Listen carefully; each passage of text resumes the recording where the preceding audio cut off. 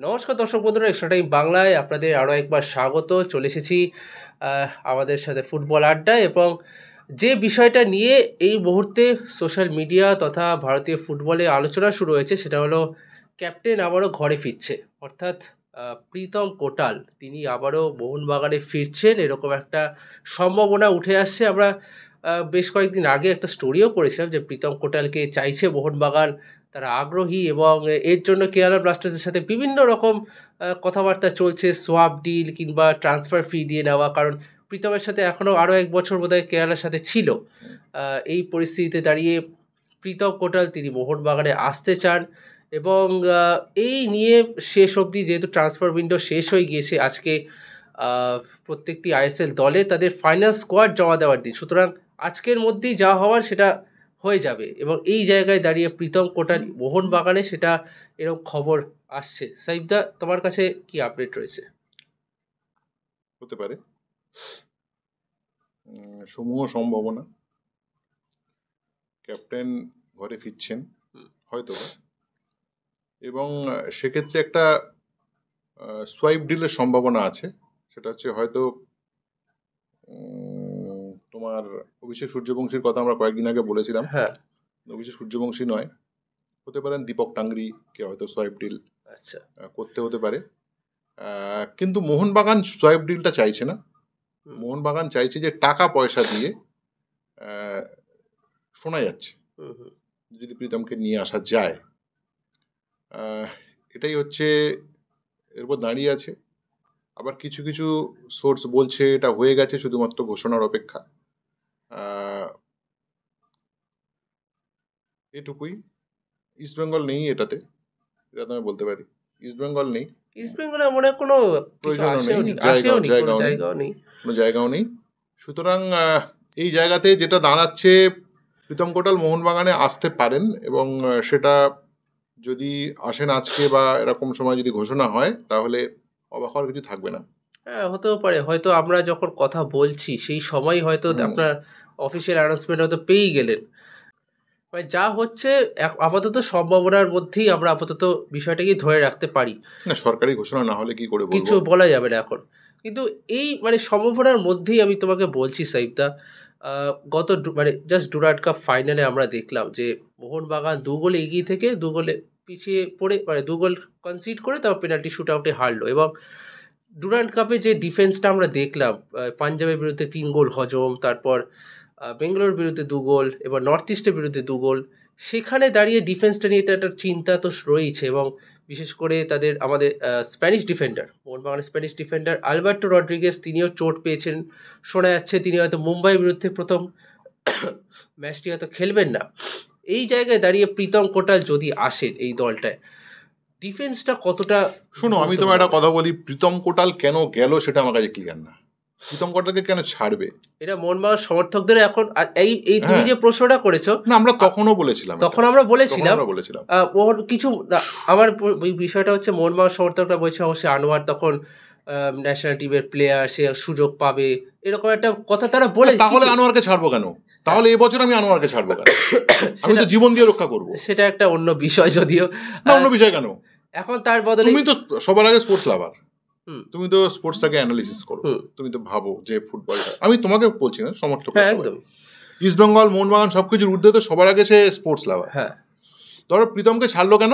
আনোয়ারকে আমার দরকার। আনোয়ারের কম বয়সী, হাতে অনেকটা সময় রয়েছে, একটা দীর্ঘ সময় সে ভারতীয় ফুটবলে খেলবে। আর প্রীতম সম্পর্কে যদি ধারণা হয়ে থাকে, ঠিক আছে, বড় জোর আর বছর 2-1 এরকম যদি ধারণা যদি কেউ করে থাকে, বা 3 বছর যদি খুব বেশি হয়, কেননা সে অলরেডি প্রায় 10 বছরের কাছে, 10 বছর না, 8-10 বছরের কাছাকাছি সে গোল্ডেন টাইম সে স্পেন্ড করেছে। ফলে তার হাতে সময় কম, সব সময় সবাইকে থামতে হয়। ক্যাপ্টেন ছিল, কাপ তুলে দিয়েছে, এইরকম দলে দুর্দান্ত খেলেছে, পেছনে থেকে নয় সামনে থেকে লিড করেছে। তাকে ছাড়তে হলো, আমি বুঝে নিলাম, ঠিক আছে, আনোয়ারকে রাখতে হবে আনোয়ারের জন্য। কিন্তু যে আনোয়ারকে নিলাম, সে আনোয়ারকে রক্ষা করার জন্য তো রক্ত দিতে হবে, মানে বুক পেতে দিতে হবে। একদম। সেটা কি হলো? বরং ইস্ট বেঙ্গল তৃতীয় ছিল সেখান থেকে, বা পেছনে ছিল সেখান থেকে এসে এই লং ডিস্টেন্স রানের মতো, সদ্য অলিম্পিক শেষ হয়েছে, সে সেখান থেকে যেমন বেরিয়ে যাচ্ছে, ঠিক তেমন করে আনোয়ারকে সে ছবল মেরে নিয়ে চলে গেল। আমি তোমার বলছি, এই জায়গাটা অঞ্জনদা টুটুদার সময় হলে এই পর্যন্ত আসতো না। তোমাকে ইভেন এটাও বলছি, অঞ্জনদা টুডের সময় যেটা হতো সেটা বলছি, গল্পটা আপনারা যেখানে এরকমই হলো যে লোনের প্লেয়ার হঠাৎ করে ইস্টবেঙ্গল বা মুম্বাই সিটি কারোর নাম চলে এলো, হুট করে দেখলে কোনো একটা দিন ক্লাব তাঁবুতে উত্তরীয় পড়িয়ে 5 বছরের চুক্তি কনফার্ম হলো। সেটা কিভাবে হলো, কেন হলো তোমার জানতে হবে না, এমনকি তোমার টুম্পাইদা দেবাশিসদা যদি ক্লাবের পুরো দায়িত্বে থাকতেন একই জিনিসই হতো। এই রকম হতো না যে আনোয়ারকে, যার জন্য প্রীতম কোটালকে ছাড়তে হলো, সেই ফুটবলারকে ছেড়ে দিতে হলো। এটা বুকের একটা হৃৎপিণ্ড কেটে দেওয়ার মতো আর কি। অবশ্যই একটা ইম্পর্টেন্ট ফুটবলার ভাই, ইম্পর্টেন্ট বড় কথা, আইএসএল জিতিয়েছে আজকে তো প্রমাণ হচ্ছে। হ্যাঁ, আজকে ডুরান্ডে তুমি যে কথাটা বললে ডুরান্ডে দেখো, দীপেন্দু ভরসাযোগ্য। আমরা মনে করি দীপেন্দুর মধ্যে সেই মেটেরিয়াল আছে। আমি এটা মনে করি ফাইনালে আশিস রায়কে নামানো হয়েছিল অ্যালবার্টো রড্রিগেজের জায়গা। আমার মনে হয় দীপেন্দুকে নামালে হয়তো ভালো হতো। এটা যেমন তুমি ঠিক কথা বললে, তেমনই আমি আরেকটা জিনিস তোমার সঙ্গে জুড়তে চাইছি। প্রীতমের সঙ্গে প্রবীরকেও কেন ছাড়া হলো?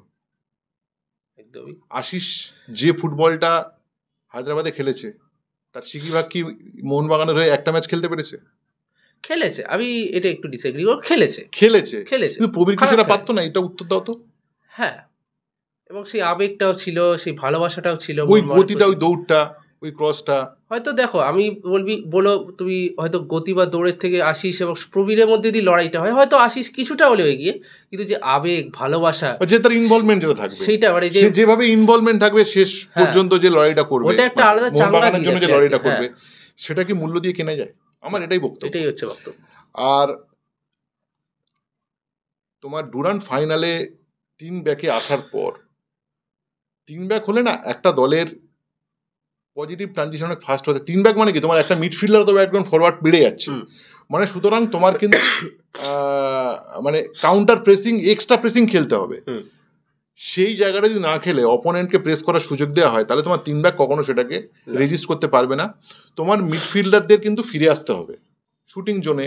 তো মিডফিল্ডারদের জন্য যে নাম্বার 6 পজিশনে যারা খেলছে বা যারা তোমার ডিফেন্সিভ ট্রানজিশনে অংশ নেবে, সেটা সাইড ব্যাকও হতে পারে বা তোমার একজন উইঙ্গারও হতে পারে, যখন সেই জায়গাটা ছোটো করে সেই জায়গায় সে যখন অংশ নেবে, সেই অংশ নেওয়ার জায়গায় যদি নিউমেরিক্যাল সুপ্রিমেসি যদি তুমি না রাখতে পারো, অপোনেন্ট খেলে চলে যাবে।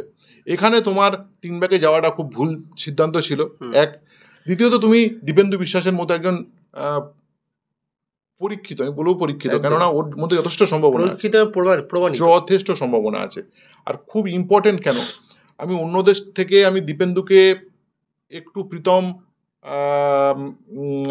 আনোয়ারদের স্ট্যান্ডার্ড আমি কেন বলি, ফুটবল যুক্তি আছে। সে ফুটবল যুক্তিটা হচ্ছে, ছেলেটা ছোটোবেলায় স্কুল লেভেলে ও স্প্রিন্টার ছিল, 100 মিটার, 200 মিটার, 400 মিটার দৌড়তো। মানে দৌড়টা ওর জন্মগত।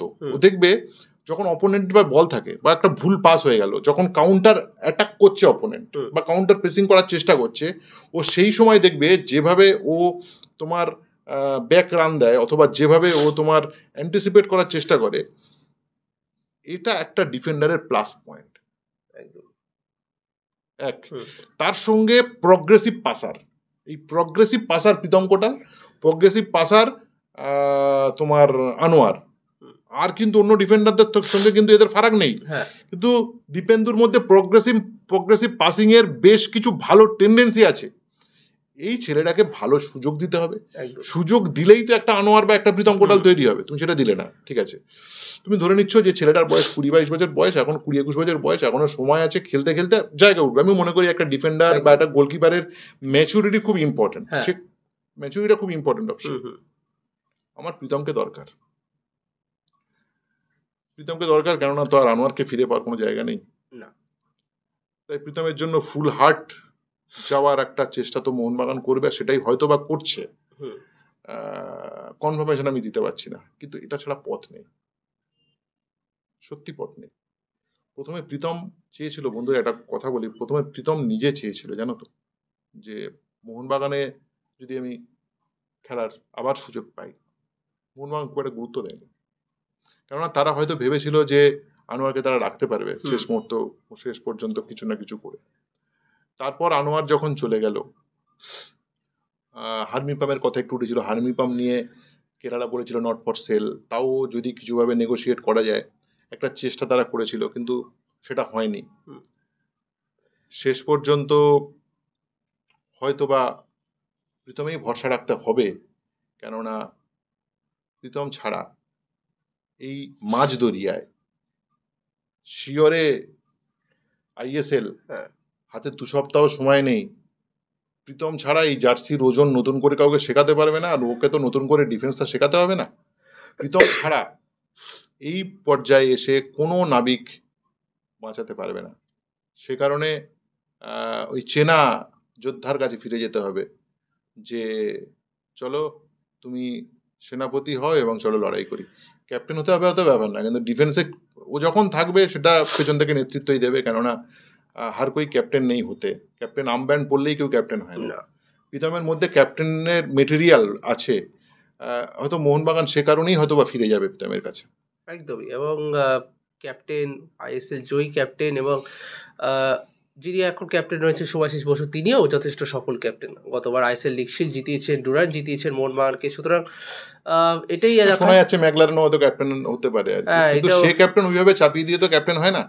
ক্যাপ্টেন একটা দলের মধ্যে থেকে তৈরি হয়, ক্যাপ্টেন একটা হৃদস্পন্দন থেকে তৈরি হয়। সেটাই ওই তো বললাম, ক্যাপ্টেন আর্মব্যান্ড পড়লেই ক্যাপ্টেন হয় না, সেটাও হয় না। মানে একটা দলে ক্যাপ্টেন্সি মেটেরিয়াল খুব দরকার, এবং সেটা যত প্লেয়ারের মধ্যে থাকবে তত বেশি ভালো।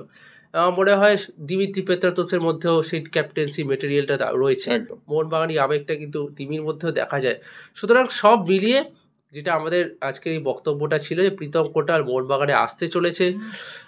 অফিসিয়াল কনফার্মেশন হয়তো আপনারা পেয়ে যাবেন, অফিসিয়াল কনফার্মেশন হয়তো পেজ থেকে আপনারা দেখতে পাবেন, এবং সবই আজকের মধ্যেই হয়ে যাবে। তো শেষ পর্যন্ত নাও হতে পারে, কারণ একটা নেগোসিয়েশন থাকে দুটো দলের মধ্যে, সে তো নানান রকম ব্যাপার থাকে। চান্স, সম্ভাবনাটার কথা বললাম আমরা। হ্যাঁ, সম্ভাবনা রয়েছে, সেটাই আপনাদেরকে আমরা জানালাম। ভিডিওটি ভালো লেগে থাকলে অবশ্যই লাইক করবেন, কমেন্ট বক্সে জানাবেন যে প্রীতম কোটাল মোহনবাগানে আসার ফলে কতটা লাভ হলো। লাভ তো হবেই, অনেকটাই লাভ হবে, মানে কীরকম লাভ হবে সেটা আপনারা জানান। আর এক্সট্রা টাইম বাংলার ইউটিউব চ্যানেলকে অবশ্যই সাবস্ক্রাইব করে দেবেন। সকলকে অসংখ্য ধন্যবাদ।